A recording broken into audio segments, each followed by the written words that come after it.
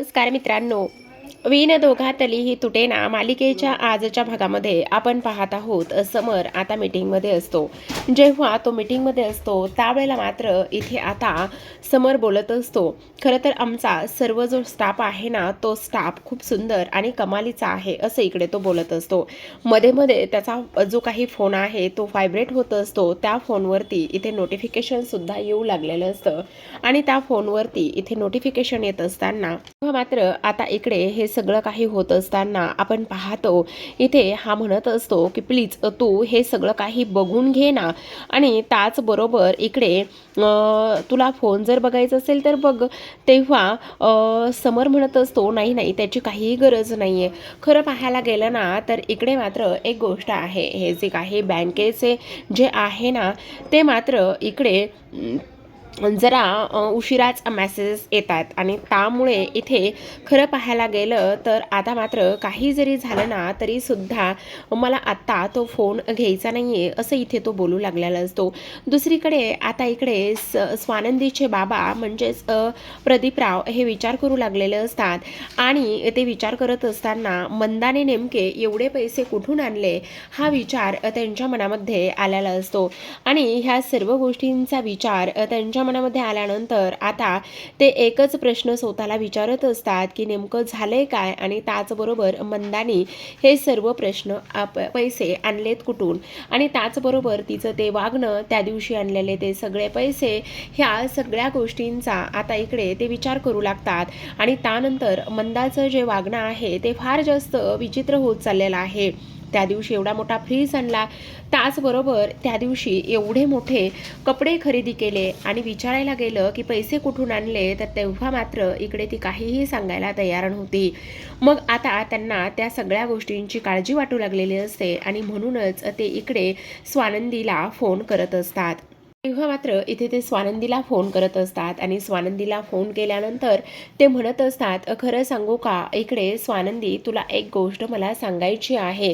कारण सगळ्यात महत्त्वाची गोष्ट म्हणजे आता तू मंदाचं काय चाललंय हे तुला माहिती का. तेव्हा ती म्हणत असते बाबा काय झालेलं आहे, सगळं काही ठीक आहे ना. तेव्हा मात्र ते म्हणत असतात नाही ग, काहीच ठीक नाही आहे. तिचं हल्लीचं वागणं आणि ह्या सर्व गोष्टी अजिबातच चांगल्या नाही आहेत असं ते बोलत असतात. तेव्हा मात्र स्वानंदी म्हणत असते हो बाबा, त्या दिवशी ना ती इथे आली होती आणि त्या दिवशी ती इथे आल्यानंतर ना मला तर खूपच जास्त टेन्शन आलं होतं आणि टेन्शन आल्यानंतर काय करावं काय नाही ह्या सगळ्या गोष्टी अजिबातच समजत नव्हत्या. तेव्हा मात्र इथे ते म्हणत असतात तोच तर मला सुद्धा प्रश्न पडलाय बघ. अगं तुला सांगू का, इकडे ना ती इतका खर्च करायला लागलेली आहे की काही विचारूच नका. स्वानंदी म्हणत असते बाबा असू देत ना, तुम्ही उगाचच एवढ्या सगळ्या गोष्टीचा स्वतःला त्रास का बरं करून घेताय. हे बघा एवढ्या सगळ्या गोष्टींचा अजिबात स्वतःला त्रास करून घेऊ नका. तेव्हा मात्र आता ते म्हणत असतात अगं स्वानंदी कसा त्रास करून घेऊ नको सांग ना, तिच्याकडे एवढे पैसे कुठून येतात, हे सगळं काय होतंय, ह्या सगळ्या गोष्टींचा आपल्याला काहीतरी विचार आणि अंदाज आला पाहिजे की नाही. मग आता मात्र स्वानंदी म्हणत असते म्हणजे बाबा मला अजिबातच समजलं नाही तुम्हाला काय म्हणायचं आहे ते. त्यावेळेला आता प्रदीपराव म्हणत असतात स्वानंदी तुला सांगू का, अगं तिने फक्त कपडे आणि ह्या सगळ्या गोष्टीच नाही आणल्या. अगं तिने तर इथे एवढा मोठा फ्रीज सुद्धा विकत घेतलाय, त्याचबरोबर इथे स्वतःसाठी कपडे काय आणलेत आणि त्याचबरोबर अजून खरेदीला सुद्धा गेली आहे. मग आता स्वानंदी म्हणू लागते बाबा एक मिनिटं थांबा, एक मिनिटं थांबा. कारण तुम्हाला एक गोष्ट सांगू का, मी अजिबातच आईला एवढे सगळे पैसे वगैरे अजिबातच दिलेले नाही आहेत की ती इकडे तुमच्याकडून एवढे पैसे घेईल आणि एवढ्या सगळ्या काही गोष्टी घेईल. एवढे पैसे मी तिला मुळीच नाही दिलेले बाबा. मी जेमतेम तिला माझ्या पर्समध्ये होते तेवढे एक 4-5 हजार रुपये दिलेले आहेत. याच्या पलीकडे मात्र मी तिला कसलेही आणि कोणतेही पैसे दिले नाही असं सुद्धा ती बोलत असते. मग आता मात्र इकडे स्वानंदीचे बाबा म्हणू लागतात बघितलं स्वानंदी, त्यामुळेच मला फार जास्त काळजी वाटते. मला ह्या सगळ्या गोष्टींचा फार टेन्शन आलेलं आहे की तिच्याकडे एवढे पैसे आले तरी कुठून असं इकडे ते बोलतात. त्यावर स्वानंदी म्हणत असते बाबा मला असं वाटतंय की तिने ना बचत केलेली असतील आणि त्यातून तो फ्रीज घेतला असेल. नाही ग स्वानंदी पण एवढे तरी, हे बघा बाबा आई ठीक आहे ना, त्याचबरोबर आई घरामध्ये वातावरण ठीक आहे, ह्या सगळ्या गोष्टी व्यवस्थित होत आहेत ना, मग तुम्हाला ह्या सर्व गोष्टींची काळजी वगैरे करण्याची काही गरज नाही आहे. तुम्ही उलट आनंदामध्ये असलं पाहिजे ना बाबा. अगं ते सगळं काही ठीक आहे स्वानंदी, पण मला मात्र तिची काळजी वाटू लागली गं. कारण इकडे उगाचच भलतंच काहीतरी ही करायची. नाही बाबा, असं काहीही नसणार आहे. आणि आईचा स्वभाव तुम्हाला माहिती ना कसा आहे ते. अगं तोच तर मेन प्रश्न आहे. ती आत्तापर्यंत कधी एक गोष्ट स्वतःहून घेतली नाही आहे. ती उलट माझ्या मागे लागायची. पण आता मात्र ती एवढे सगळे पैसे खर्च करते, त्यामुळे काळजी वाटते. बाबा तुम्ही नका काळजी करू, होईल सगळं व्यवस्थित.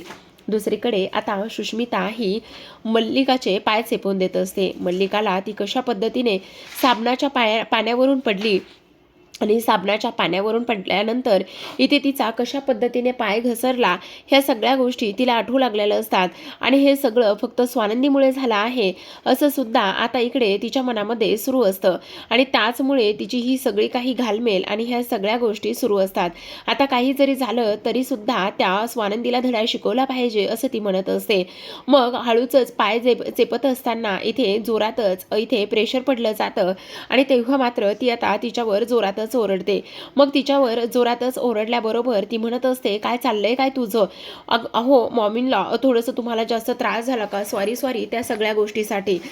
थोडा नाही झाला, खूपच झालेला आहे. आणि काय ग, बाहेर त्या स्वानंदीची एवढी बाजू घेत होतीस, एवढं तिच्या बाजूने एवढं सगळं काही बोलत होतीस, एवढं सगळं काही बोलताना तुला काहीच कसं वाटलं नाहीये? मॉम, मी कुठे बाजू घेतली? जे आहे ते खरंच बोलली ना? हो का, जे आहे ते खरं बोललीस का? मग मला सांगा, इथे ताईने तुम्हाला कुठे पाडलं होतं? ताईने तुम्हाला कुठे धक्का दिला होता?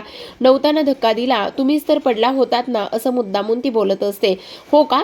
मग मला एक गोष्ट सांग, हल्ली ना तुला तुझ्या ताईची फारच जास्त काळजी वाटायला लागलेली आहे. नाही असं कुठे आहे? मी असं कुठे म्हटले? नाही, मी असं कुठे म्हटले?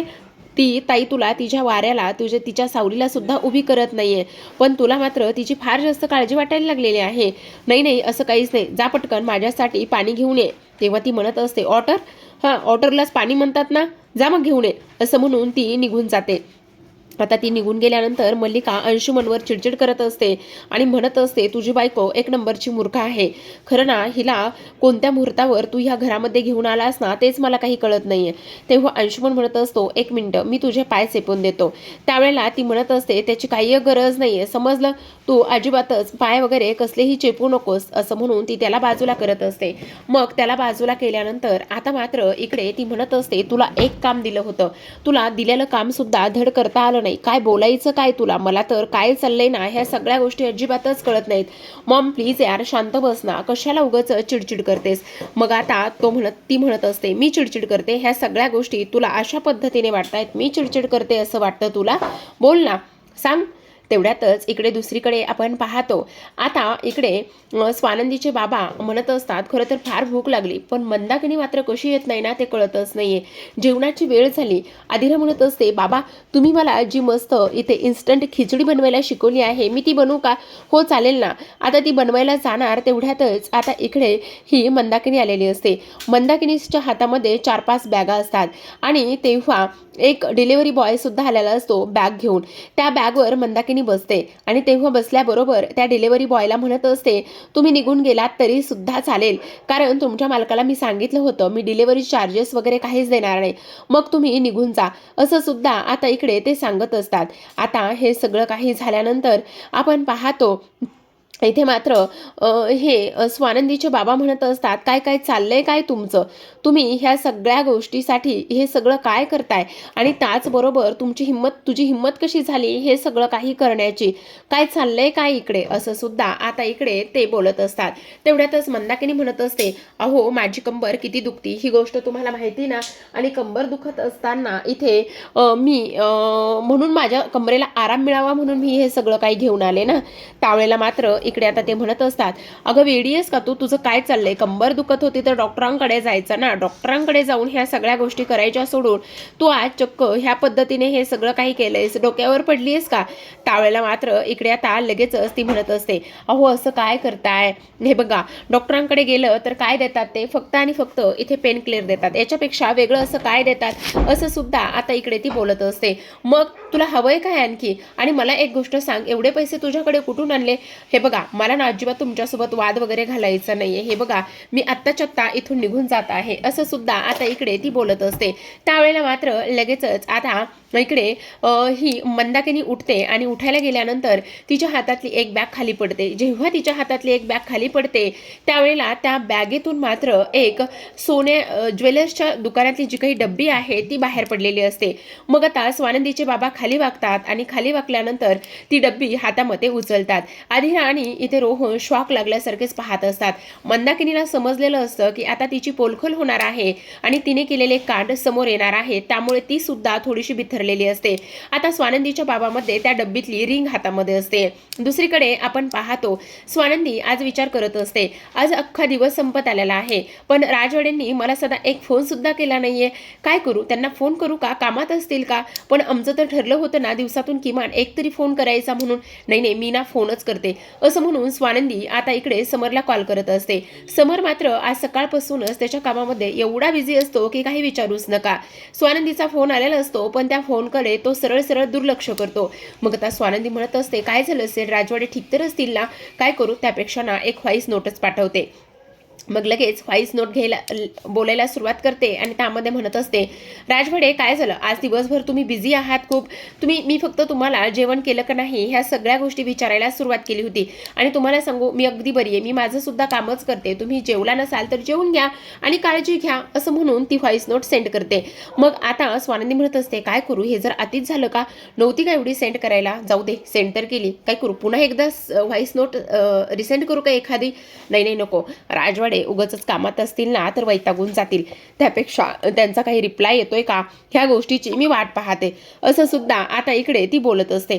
मग आता हे सर्व काही बोलून झाल्यानंतर इथे दुसऱ्या बाजूला स्वानंदीच्या बाबांच्या हातामध्ये आता ती रिंग असते आणि ती रिंग हातामध्ये घेऊनच ते मंदाकिनीकडे पाहतात आणि तिला प्रश्न विचारत असतात, मंदाकिनी हे काय आहे?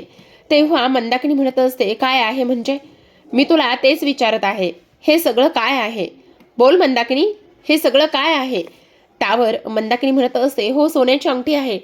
अगं सोन्याची अंगठी आहे ही गोष्ट ठीक आहे, पण ही सोन्याची अंगठी तुझ्याकडे कुठून आली आणि त्याचबरोबर एवढे पैसे तुझ्याकडून कुठून आले?